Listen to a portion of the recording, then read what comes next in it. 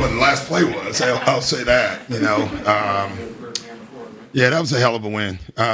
Didn't play great, obviously. They think they had 13 more shots than us. The turnovers, the sloppy turnovers, the offensive rebounds, even the execution down the stretch before overtime was sloppy.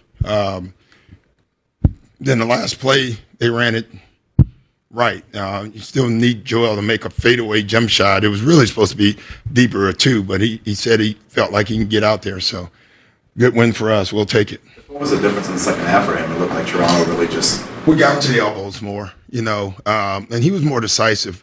I thought we had him deep 4 or 5 times in the first half, and he was trying to get into his move. And when you get the ball in the paint, there's no more move.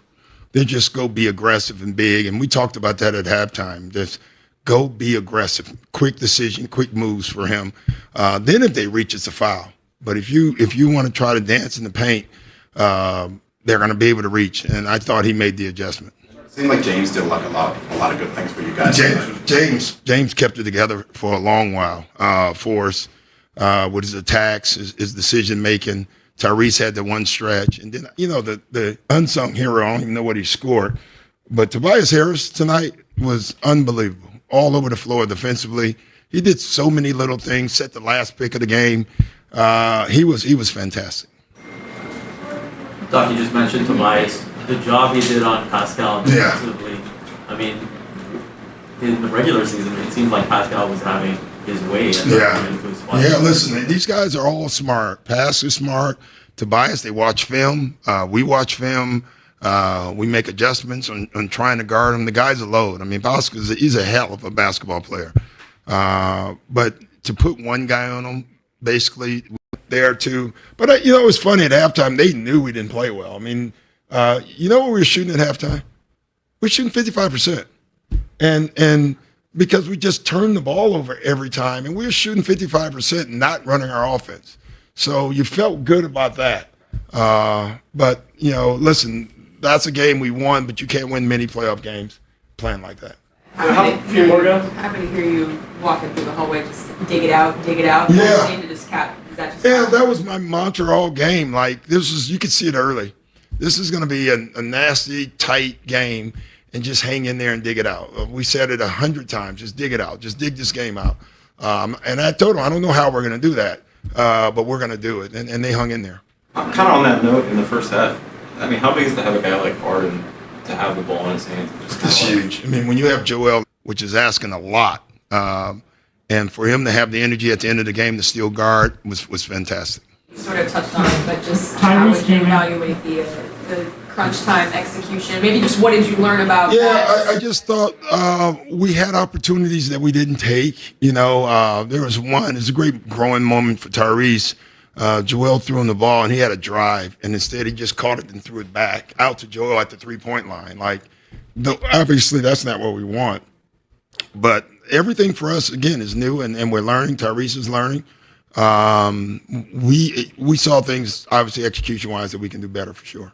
What did you think the root of the turnover problem was? Is that just sloppiness on your? Yeah, but give them credit. I thought they came in. They were very aggressive. They were reaching. I didn't think we were solid with the ball. We talked about it this morning. We told them, listen, every time you turn, they're coming. They're coming. Yeah, any slow move will allow their hands to get in. And I thought, Tobias had a couple early. James had a couple. Joel. The fact that we won this game with that many turnovers and offensive rebounds says a lot about our team. How did you feel about your depth tonight? How difficult was it? Well, it was difficult, number one, without Matisse, right?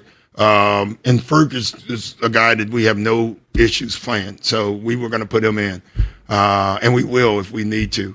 The foul trouble killed us, though.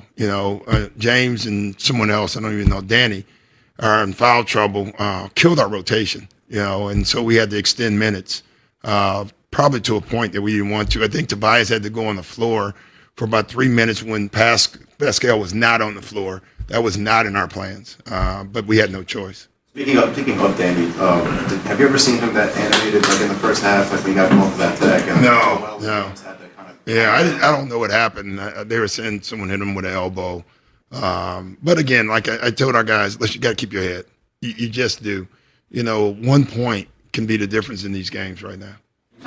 Did you feel like after the first quarter, even headed into halftime, that you'd like had weathered a little bit of a storm? And I don't know what we did, honestly, in the first half. I just knew it was just a 10-point game.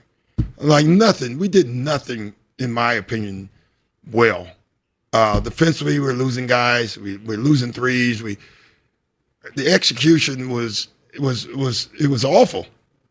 And so, honestly, it was one of those games at halftime. I was just looking at the score. I ignored the first half. It's gone. I told our guys, can't get that back, thank gosh, and just go out and play. So when Joel goes on a run like that, like in the third quarter, like in the first quarter last game, is there anybody else in the league that can dominate a game like that? Not many, especially with his size and the way he was doing it. He was doing it at the basket. He was doing it at the elbows. He was doing it at the three. But I didn't get on him, but I got on him at halftime. Like, you're getting the ball in your spots. I think he keeps looking for double teams instead of being aggressive. And I think that might have been a breakthrough for him.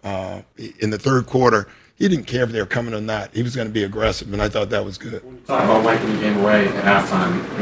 Obviously, it's a pretty nice luxury to have a weapon like that you can just go he can drag you back in the game. Yeah, him and James. I thought James was good, too. Because they're human. Both of them are going to play well every night. When one's not, you can go to the other one. It's a hell of a luxury. How much did the role guys do tonight to keep you guys in it, forcing overtime without ever? They were great. I tell you, we decided to go zone that one stretch, and it got us back in the game. It stopped them. It slowed them down. And I thought that was what our bench unit, because they were scoring at will on our bench unit for a moment. But I thought the zone kind of slowed their pace down, and it slowed the game down for us. an impromptu thing, or did you go into the game thinking that was a possibility? No, we work on it every day, and it's something we've done and been pretty successful at. I thought we waited a little bit. I told Dan they got 38 in like 12 minutes. So, and sometimes you run zone to just change the tempo of the game. Sometimes it works, sometimes it doesn't. Now, and they have shot makers, so they made a couple of shots on it. Duck, you said this was very rough and nasty. You expect that to at another level on Saturday now? Yeah, this is the playoffs. You got to expect the other team's best. You really do. You got to expect them to make the putt, and then you got to win anyway. That's got to be our mindset. Thanks, Coach. Thanks, guys.